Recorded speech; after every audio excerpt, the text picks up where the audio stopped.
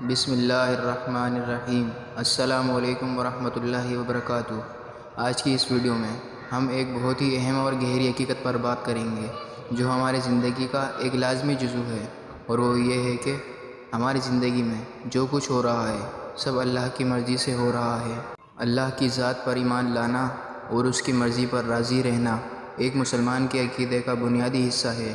قرآن مجید میں اللہ تعالیٰ نے بار بار اس بات کی تاکید کی ہے کہ دنیا میں جو کچھ بھی ہو رہا ہے وہ سب اللہ کی مرضی سے ہوتا ہے۔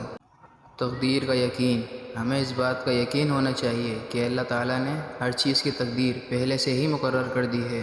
ہمارا رزق، ہماری زندگی کے نصیب و فراز، خوشی اور غم سب اللہ کے حکم کے مطابق ہیں۔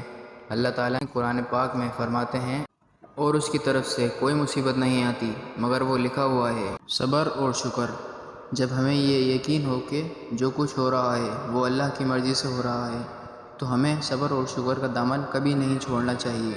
مصیبت کے وقت صبر کرنا اور خوشی کے وقت اللہ کا شکر ادا کرنا ہمیں اللہ کے قریب لے جاتا ہے۔ دعاؤں کا اثر، اللہ کی مرضی کا مطلب یہ نہیں ہے کہ ہم دعا کرنا چھوڑ دیں۔ دعا ہماری تقدیر میں بہتری لاتی ہے۔ اللہ تعالیٰ کو دعا کرنا بہت پسند ہے اور وہ ہماری دعا کو قبول فرماتا ہے، بشرط یہ کہ ہم خلوص دل سے دعا کریں۔ آزمائش کا مفہوم، زندگی میں پیش آنے والی مشکلات اور آزمائشیں دراصل ہمارے ایمان کو پرکھنے کا ذریعہ ہوتی ہیں۔ اللہ تعالیٰ قرآن میں فرماتے ہیں کہ لوگوں نے یہ سمجھا کہ وہ یوں ہی چھوڑ دیے جائیں گے کہ وہ کہہ دیں ہم ایمان لائے اور ان کو آزمایا نہ جائے۔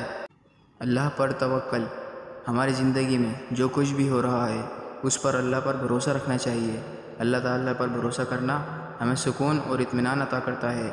حدیث میں آتا ہے، اگر تم اللہ پر بھروسہ کرو جیسے بھروسہ کرنے کا حق ہے تو وہ تمہیں اس طرح رزق دے گا جیسے پرندوں کو دیتا ہے۔ وہ صبح خالی پیٹ نکلتے ہیں اور شام کو پیٹ بھر کر واپس آتے ہیں۔ آخر میں ہمیں یہ یاد رکھنا چاہیے کہ اللہ تعالیٰ کی رضا میں ہی ہماری خوشی اور سکون ہے۔